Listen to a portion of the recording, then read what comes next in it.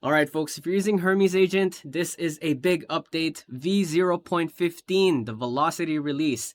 Everything in this patch touches on architecture, speed, task orchestration, integrations, and security all at once. And this is one of the things I like how Hermes Agent are doing things. They would be rolling out these highlights one by one, and then they would bundle them all together into one official release so that you don't get bombarded with new updates every single day. In fact, we've covered most of them already in the past 2 weeks, so we're going to be concluding everything you need to know if you've missed out on those updates here in this video. Also, another interesting to note is on the same day they also released a same day hotfix. This is the patch release, so we're going to look into this and cover everything you need to know for these two updates.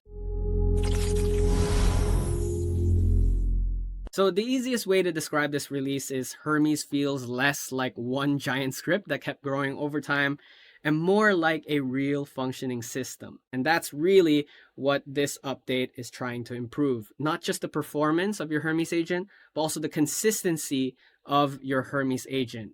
And one of the biggest changes that contribute to that is their core refactor. So the old main loop file, the run agent Python file, went from 16,000 lines down to 3,800 lines. We actually briefly covered this in the speed upgrade video 8 days ago, where they shrunk it down from 16,000 to 8,000, so roughly by half, but now they've shrunk it down even more, so it's a lot faster. So it's a huge reduction already in a very short amount of time.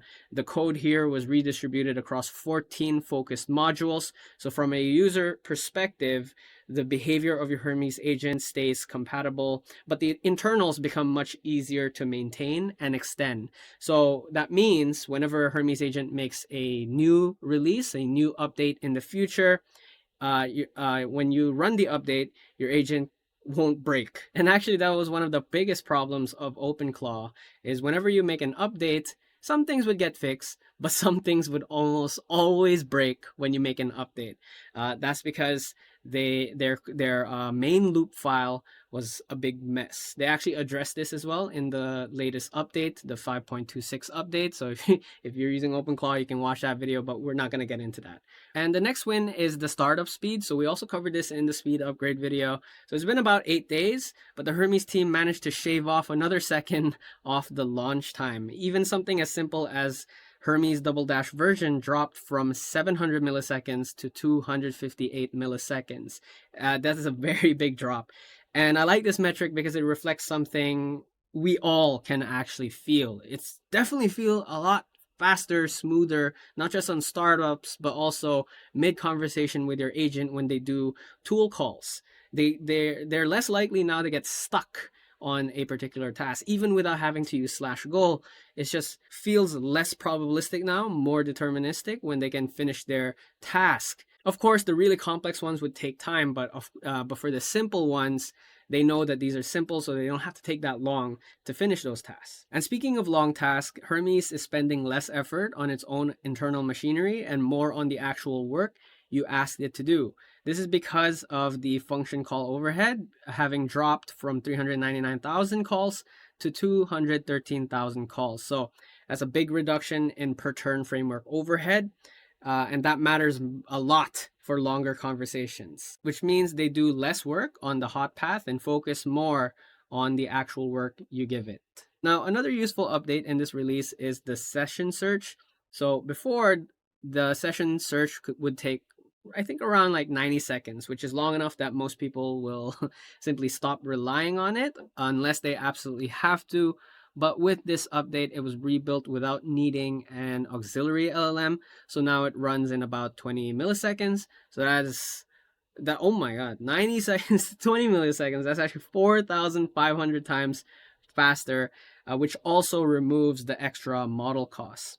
So for you, it means if you're deep into a long Hermes session and you want to find something from earlier, maybe a config choice, a repo path, a deployment note, whatever, those sort of searches, they're less clunky anymore. But you don't even have to go through that same method anymore. What you can do now is you can just, instead of going to a log, what you can do is go to Hermes sessions list, take any ID of your previous conversation, resume it, and what you see now is you can see the previous conversation in verbatim with your agent. So before, if you resume an older session, they would not show you the previous conversations. But now you have the full conversation with your Hermes agent. So this is super, super useful if you ever want to go back to a previous session and you don't have to go to the logs anymore, because the logs was a big pain because it doesn't just show your conversation, but it also shows their whatever they invoke, any tool call, any reasoning, bunch of numbers, hexadecimals, whatever. But if you just want the actual verbatim conversation, yeah, this is one of that. So those two updates are pretty much like side by side, one for you, one for your agent. So your agent can use session search to check its previous verbatim conversation with you. But, you know, if you really want to be a bit anal about it, then you can check it yourself just by going back to a previous session and then read. Okay, moving on. Now, if you're running Hermes on Android or mobile style setups, you also get a nice speed upgrade. So it's very nice to see they included that community there.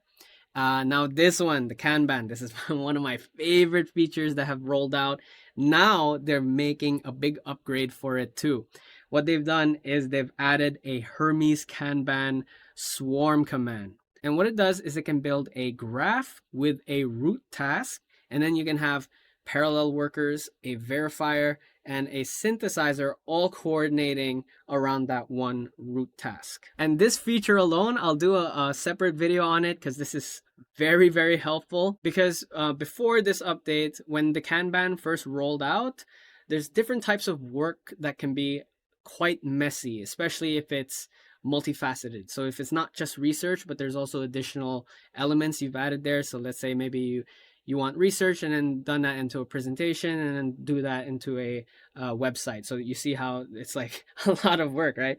So if you ask your Hermes to build that, the job itself rarely stays as one clean prompt. What often happens is it branches. So you would end up with setup work, verification work, I think some edge cases, cleanup, and maybe a few parallel subtasks that could be done independently. So that's very messy because you have a lot of stuff lying around that needs cleaning up. So what this Kanban Swarm is really doing is it's giving Hermes a more natural structure for that kind of work. So the big idea is Hermes is now getting better at breaking the work apart instead of forcing everything through one conversation stream. And this actually makes it useful for coding projects. I think this feature alone can actually make Hermes more capable of being a coding harness rather than just a general agent harness, because of the operational detail that's built around it and the integrations that's layered on top.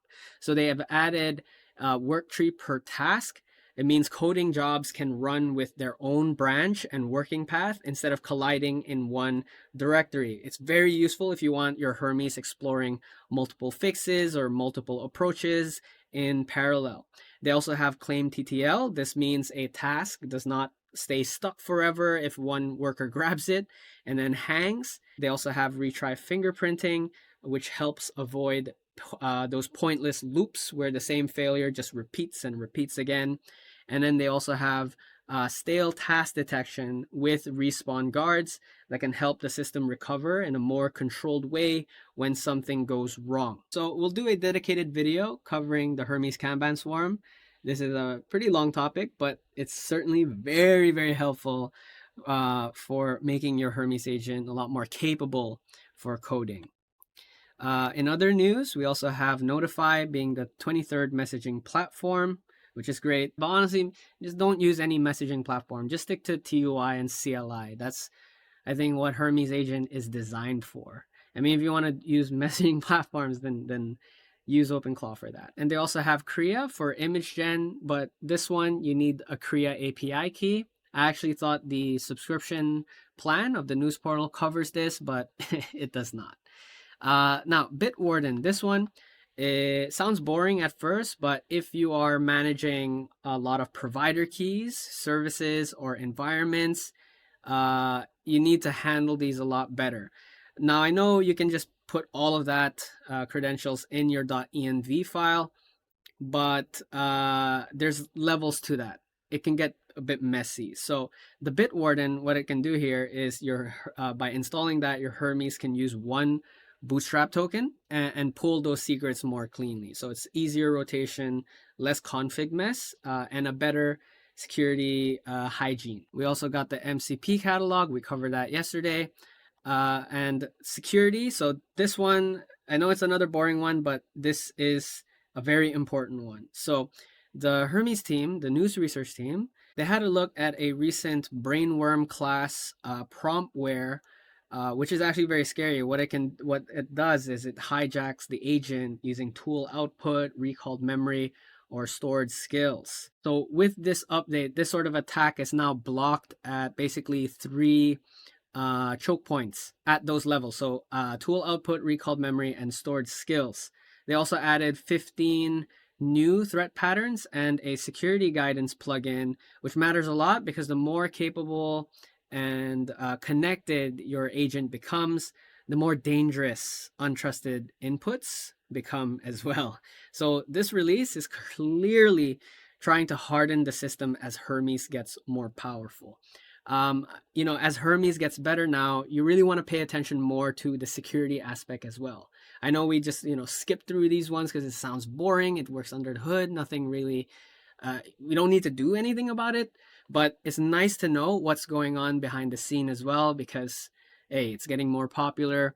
More and more attackers are trying to take advantage of this, and, you can be a victim of that if you're not careful, right? Also, we got the skill bundles, which we covered a few days ago. You can check that one out. There's also a TUI session orchestrator that lets you switch between live sessions without leaving the interface. Honestly, I don't really use this. I want to stick to one TUI at a time.